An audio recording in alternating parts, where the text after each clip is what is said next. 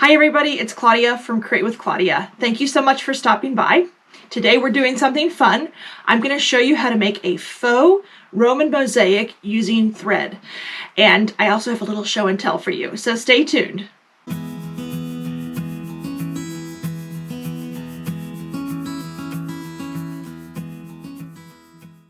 So I'm going to start off really quickly with a short show and tell. I want to show you my March Island Batik Ambassador project. I'm an Island Batik Ambassador, and that means every month I do a project highlighting Island Batik fabrics, and if there is something from one of our sponsors. And in March, our sponsor was Aurifil Thread. Beautiful, beautiful threads they have. I mean, if you've ever used them, they're just gorgeous. And this time they sent us their color builders based on Italian cities. So I got Pompeii, which I was very excited to get. And you got these three reds. And let me see, I don't have my glasses on. So it's 1103, 2250, and 5002 were the colors that we got in the Pompeii color builder set. Gorgeous, lush reds in different shades. And I knew right away they had a few parameters. One is it had to be a certain size, and then of course you have to use all three threads. And I kind of knew right away, as soon as I saw the Pompeii thread, I knew what I was going to do. Back in high school, about 40-something years ago, I hate to admit it, I was very lucky. I was lucky enough to go with the Latin club in my high school over to Italy for a week. I think it was over spring break or something. And so we traveled all of the ancient ruins and things like that. It was absolutely fascinating. Just such a wonderful trip. But what struck me the most, and I was looking through my pictures when I was looking to do this project, were all the mosaics and all these teeny tiny pieces of stone they made. So I said, wouldn't it be fun to make like a faux mosaic? So here is my amphora. The other thing, before I show you, I loved the amphoras. I love that organic shape. And you could see the handprints of people that had made them. Those big, terracotta amphoras that I think they contain wine and oil. I'm not exactly sure. So I decided to do that for my project. So I made an amphora fresco, which I absolutely I'm really happy with this. I'm happy with the way it turned out. I will show you some more pictures of it. And I'm going to show you how to make this. Basically what I did is I used all three colors, and I just did a grid work, sort of like a mosaic. And what I did is I used my 1/4 inch foot. So I'm going to show you how to do that. And we're going to make a teeny tiny little faux Roman mosaic.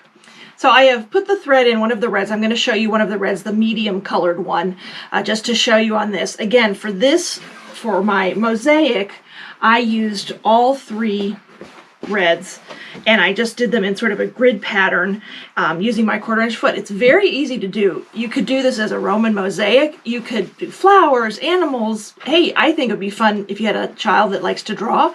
Take one of their drawings and do this. But anyway, here's how you do a faux Roman mosaic using Aurifil threads.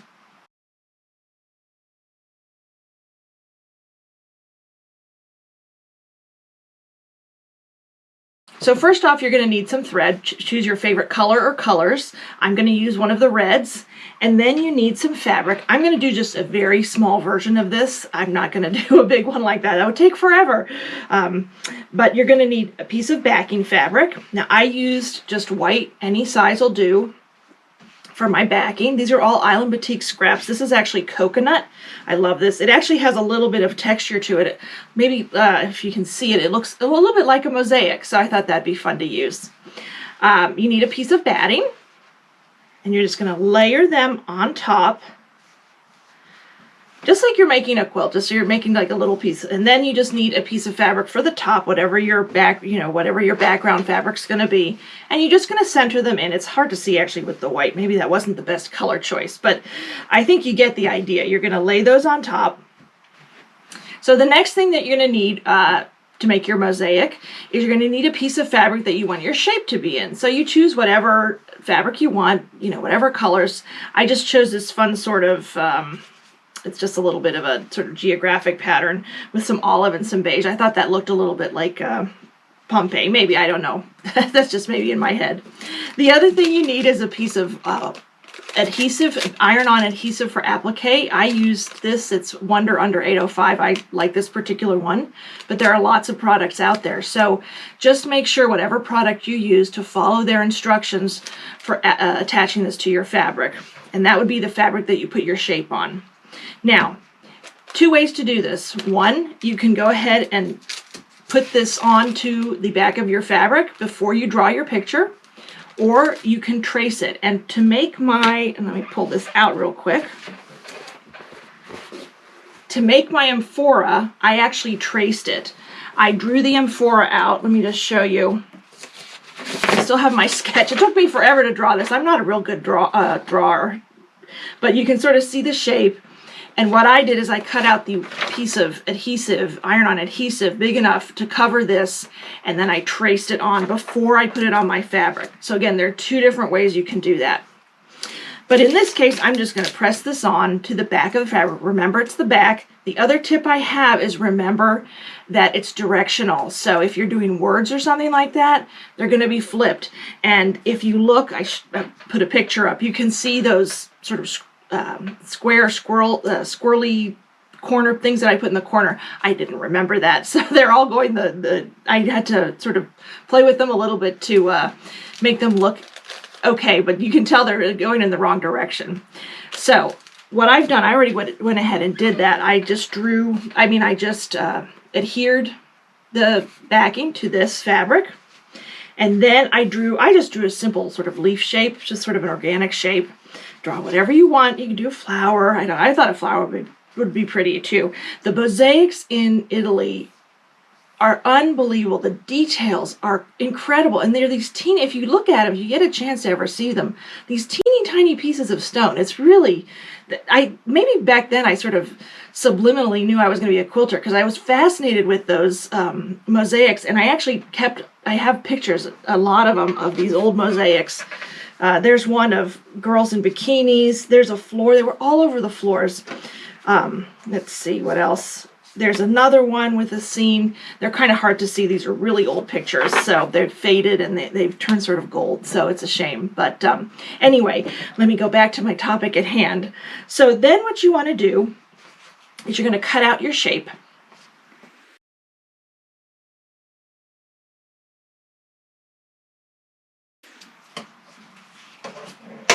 Very easy. And then you're going to remove the backing, again, using the instructions on your adhesive backing. And I do have a tip for you. This was given to me years ago by one of my subscribers on YouTube, or one of my viewers. And I had for years tried, you struggle trying to get that backing off. If you use a pin and you score it, it should come apart really easily. And for so many years, I struggled with this. It just peels right off. It's so easy. It's ridiculous. So that's my little tip for you. And I'm going to go now and just press this to the top. You center it or put it wherever you want on the center of your fabric. Okay, so here you can see where I have that little leaf shape in the middle of the fabric square. And I'm just now going to turn this into a mosaic. So how I did that, and then normally I don't quilt with my 1/4-inch foot. I'm going to put my glasses on here. That might help. There you can see that shape a little bit better, or I can with my glasses on. But I'm using my 1/4-inch foot. I'm going to use that just because that's going to be my guide. I want a real small mosaic. And I just start at the one edge, and I put my 1/4-inch guide right there. And I have it, I make the stitch, I make mine a little bit longer, just it's the way I like to do it. And I'm just going to stitch right down the side.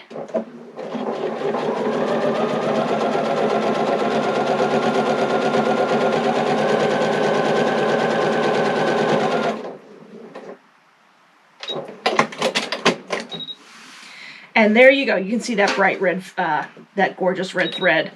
So then the next thing I'm going to do is I'm going to place that 1/4-inch foot, that little guide that I have. It's that little black, I don't know what, different feet have different types of guides, but you want to put your 1/4-inch mark right there on the line that you just sewed. And again, just sew straight down.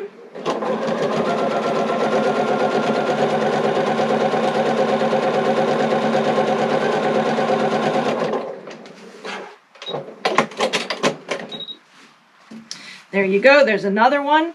And you're just going to keep going along, even over the applique, or the fused on shape. And then what I'm going to do is I'm going to flip it. So what I'm going to do first is I'm going to go ahead and sew this on first. Sew these down first, this, I guess, vertical way first, and then I'll show you how to flip it around and do the other side.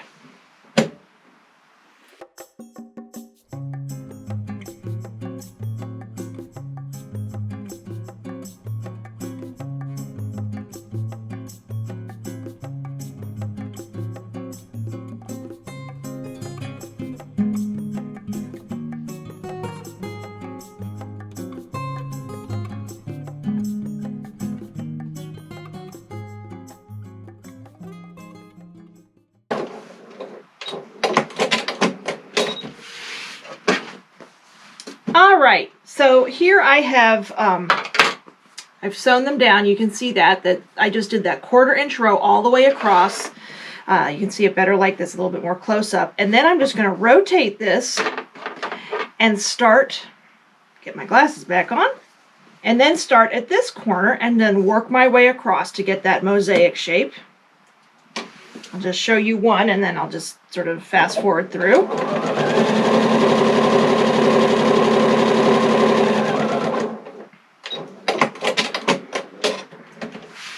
So there you go. You can see where it's starting to form this grid, and as I go across, you'll see it'll form that grid even more. And then we will be done. We'll need to bind it and everything, but we'll be almost done with this project.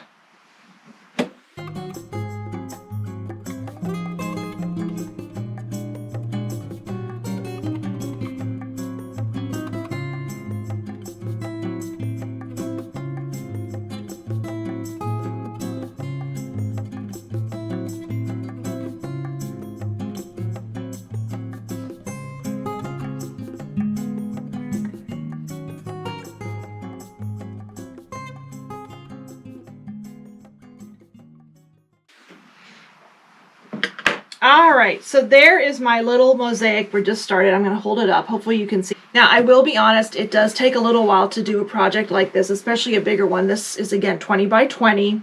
And the other thing that took me a while is I used all 3 threads, so I alternated all my threads. And that did take a while changing them out of my machine, but I really wanted to show off all 3 of those gorgeous reds in that Aurifil color builder, the Pompeii version. But here it is. Here's the little one. It's not done yet. I still need to bind it and everything. So the next thing I would do is I'm going to trim off the borders, or not the borders, excuse me, the edges up to the fabric. I wish I hadn't used white, unfortunately, but that's how it goes sometimes.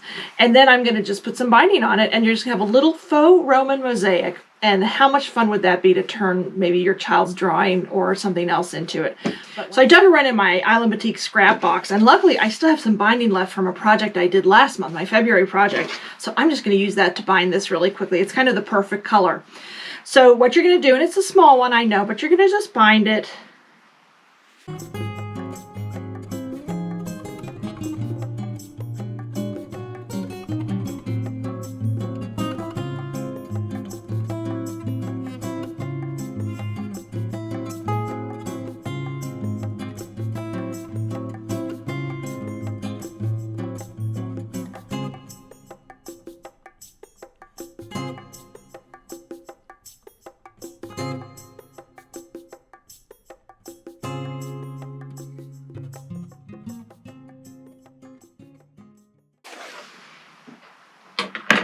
All right, so here it is bound. Now what I'm going to do is just flip this over and stitch this down.